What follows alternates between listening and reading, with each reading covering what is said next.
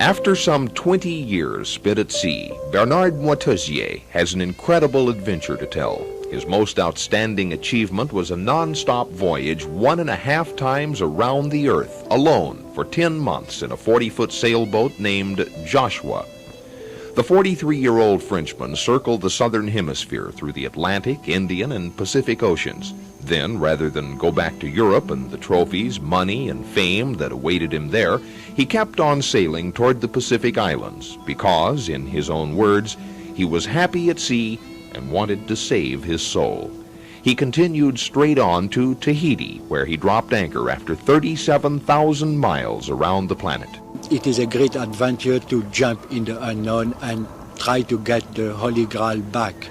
He compares his voluntary odyssey to the legendary quest for the Grail, where ancient knights fought the dragon in search of their soul. It had to become like a dance where everything had to be perfect. I was trying to get to perfection. That was the only way to succeed in that voyage. Life aboard Joshua was intense and disciplined. Sailing through raging storms and colossal waves, Bernard Moitessier drew upon the raw power of the elements to keep awake and stay on course, sleeping a few hours at a time, eating lightly from his fishing, and otherwise catering to the boat's every need. The feeling you have when you are alone at sea, anybody, is that nothing is given. So you have to be totally alert. It is like juggling. You have to deal with lots of different things, and you have to stick very much on the reality. Moitessier had designed his boat for maximum efficiency with a minimum of gear. He equipped the steel ketch with a single winch, a long bowsprit, short head sails, and a wind-powered self-steering device. More recently, he even added photovoltaic solar cells for electricity. Joshua has always been sailing as fast as possible. I'm not a racer man, but I like my boat, and the boat is happy when she's really doing her best. Along the way, Moitessier traveled and made friends with schools of dolphins and wandering birds. But throughout the voyage, his true companion was Joshua.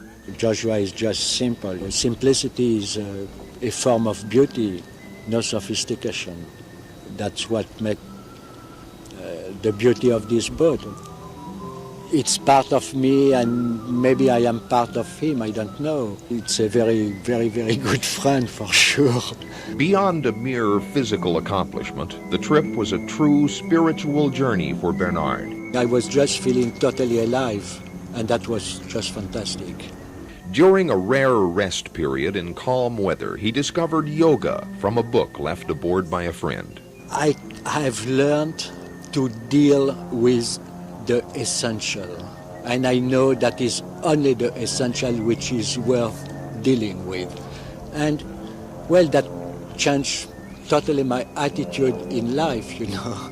I didn't arrive the same as I entered that voyage. I was a different man when I arrived. And if there were some gales and some knockdowns, there were so many beautiful days.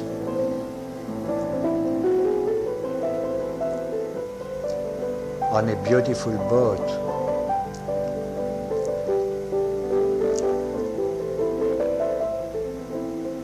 That it really made the time change dimension.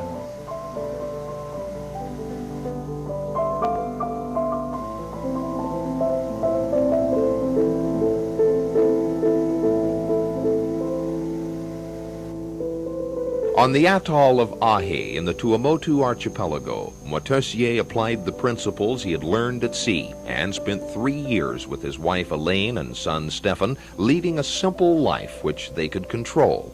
With a few pounds of nails and his 2 hands, he built a house for his family, and on the barren soil surrounding it grew watermelons, papayas, lemons, and avocados, much to the amazement of the natives. He taught his neighbors how to use composting and fight the rats, turning their desert coral reef into a self-sufficient land. The reason for for humankind to exist is to participate to the creation of the world, and that is one thing that was possible on that atoll. IA, we found out, was just a microcosm of the world, and what had been done in this little atoll could be done in a village, and could be done in 10 villages, and in 100 villages, and in towns, and in a country. Enriched by his Polynesian experience, Moitessier set sail again, this time for the American continent, with an unusual idea in mind. Addressing communities around the world, he proposed that they start planting fruit trees along their streets, roads, and paths as a symbol of the changes that we need to go through if we're to build a better world for our children. It would help changing the consciousness of the people on a very simple way. You know, you put a seed and you put a little bit of water, and then you have a tree with that, and the tree bears fruits. And that is like a symbol uniting the earth and the sky through the symbol of the fruit. Well, it would be like the Garden of Eden, but we can do it if we want to. Bernard's simple message comes straight from the heart. As he puts it bluntly, we've become our own slaves in a society gone out of hand. By using simpler and more appropriate tools, he believes that we could keep modern technology under control and preserve our environment. By becoming more aware of the world around us, he thinks we could learn independence from the insane and wasteful system that we've created and move on to the next step in our evolution. Now, humanity is just a bunch of monkeys. That's all we are, you know, including me. We are just a bunch of monkeys. Look, what are we doing? We are fighting.